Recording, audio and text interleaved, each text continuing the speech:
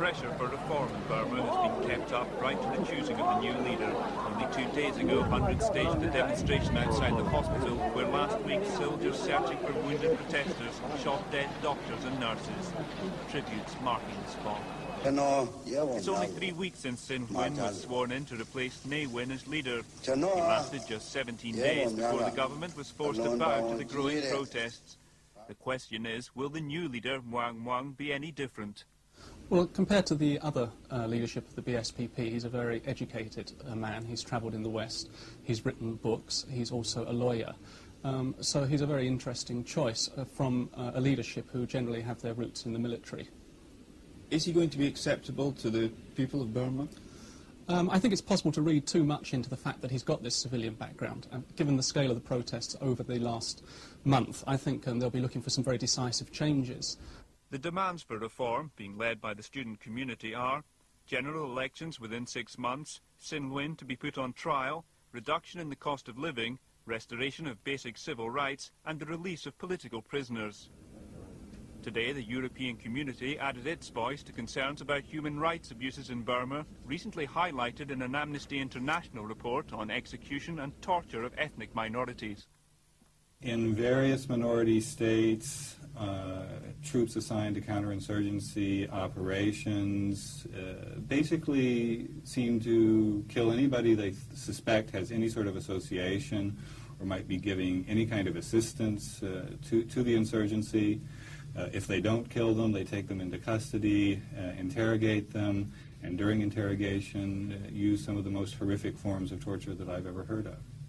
It seems that the Army has now been doing in urban areas what it's already been doing in rural areas for a long time.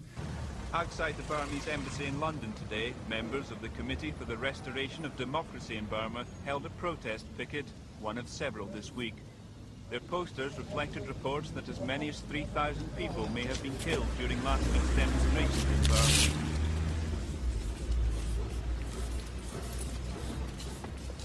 And they had no illusions about any new leader.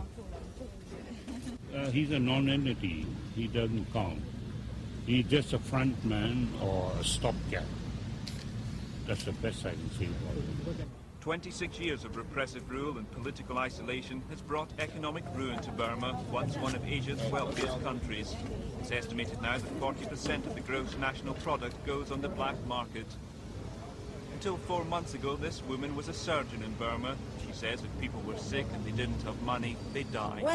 When a patient comes to the hospital, the doctors ask them to buy the antibiotics by themselves. So the patient relatives have to go to the black market and they buy the antibiotics outside. We asked the Burmese ambassador for an interview, but he declined, his staff preparing instead to take photographs of the protesters. This evening, Burma's 38 million people were addressed by the new leader who told them, "We need to review ourselves. Consultation with the people became weakened," he said. Observers are watching with interest. I think the thing which most people will be looking for is a statement on this question of a return to a multi-party system of government. And I think this makes Muang Muang a more interesting character than some of the others, is that he actually served in the government before Ne Win seized power. He does have a foot in the democratic era. Although the Burmese government says a commission's been set up to consider ways of meeting the people's wishes, tonight Muang Muang appeared to rule out the key demand for a multi-party democracy. So the protests go on. More and more people are joining this campaign, and I believe it's unstoppable now. No matter what Ne Win, Sin Win, or this new bloke and the whole army tries to do, I don't think they can stop this uprising from achieving their goal.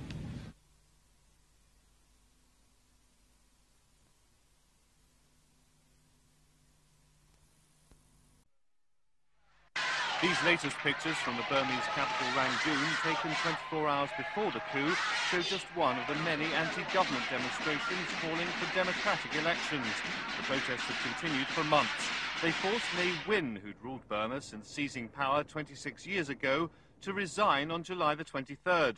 He was replaced by Sin Win, whose rule lasted just 18 days. He in turn was replaced by former Justice Minister Muang Muang, who was deposed today. Like his two predecessors, Burma's new ruler, the Defence Minister Sormong, is very much Ne Win's man. He's already abolished Parliament and ordered a curfew, but he's also promised to restore democracy. Today's coup was announced on Radio Burma, which was monitored in Bangkok. Coup leaders promised to restore law and order and hold democratic elections, but the situation is still confused, and gunfire has been heard on the streets of Rangoon. And a lot of people in downtown, they take to the street, holding whatever weapon available. I can hear some gunshots now coming from downtown. I think most probably this is taking place in front of the City Hall. Although many soldiers have joined the anti-government demonstrations in recent weeks, experts say senior army officers are still loyal to Ne Win and their men are loyal to their officers. The fate of opposition leaders isn't yet known, but only yesterday one of them called for the army to stay out of politics. What we want the military to do is to keep out of politics. We don't want the military to split up. We want the armed forces to keep together, but to keep out of politics. This evening, the situation in Rangoon remains extremely volatile and likely to deteriorate. Major demonstrations are planned for tomorrow. If soldiers fire on the protesters, some observers are predicting a civil war.